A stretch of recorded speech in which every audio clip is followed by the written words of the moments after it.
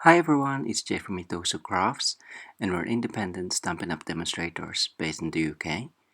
Thank you for joining me today, where I'll be sharing with you how to create this simple card using Woodward's Clear Bundle. You will also need a very vanilla card, A4 cut lengthways in half, gold foil sheet, basic black card, the Stitch Shapes Framelits dies, burlap ribbon, the gold ribbon, the Tuxedo Black Memento ink, and the Stampin' for precision stamping. I will share these products and measurements back on our blog at mitosustampin.blogspot.co.uk. Let's get started. So with your Stampin' stamp the flower image on the plastic sheet, place it on your very vanilla card, and use the Memento ink pad and ink up your stamp. Gently tap it and move it around the ink pad to ensure all of the image is covered in ink. Use the Stampin' to make sure that you have stamped your image where you want it to be. So use your plastic sheet again and align it on your very vanilla card where you want your second image to be stamped. Use a couple of reference points from the image if you really want it centralized. You could also just eyeball this as well, which I've done on my first prototype. So now we can bone fold the score line. Tommy is wanting to say hello. Use Terran tape and place that in the middle of the stamped images to add the burlap on top.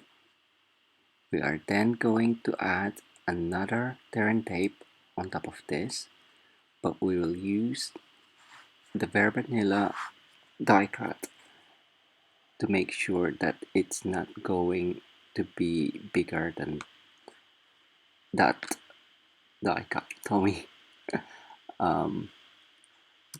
apologies about that. Tommy is currently lying next to me and wanting to say hello. Anyway, back onto the card. I've just added the gold ribbon on top of the burlap.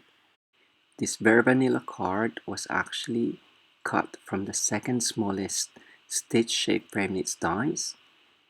We are then going to cut the star shape from the wood crates Framelits dies, making sure you align that in the middle to get the shape centralized. I've used the layering square Framelits dies to gut the black card.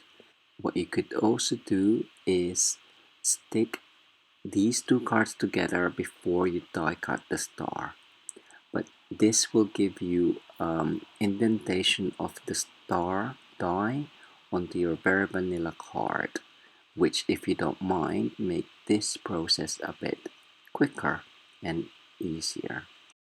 Once these two are adhered together using the multi-purpose liquid glue, we're using the Stampin' Dimensionals to add height onto the topper before adhering that onto the gold foil sheet.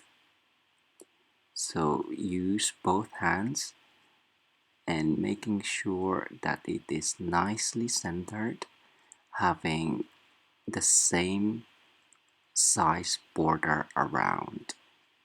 I've used the Stampin' Dimensionals again at the back of the gold foil sheet to make sure that the topper sits nicely above both ribbons on the card base. Once that's done, you can stop there, or you can step it up by adding a bit more interest at the bottom. I decided to use the basic black solid baker's twine.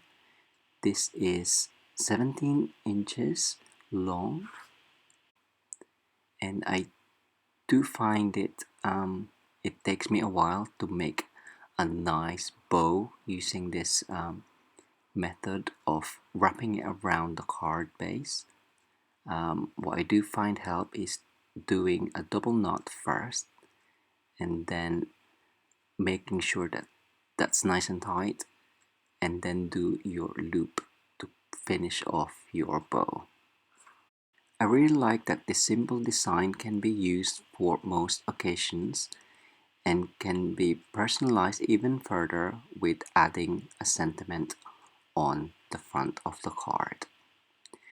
Please check out the video description for the links back to our blog, our online shop where you can purchase the products used for this card, and hope that you will subscribe to our YouTube channel at the end of this video. You can also follow us on Facebook, Twitter, Pinterest, and Instagram. Well, thank you very much for joining me today. Until next time, bye!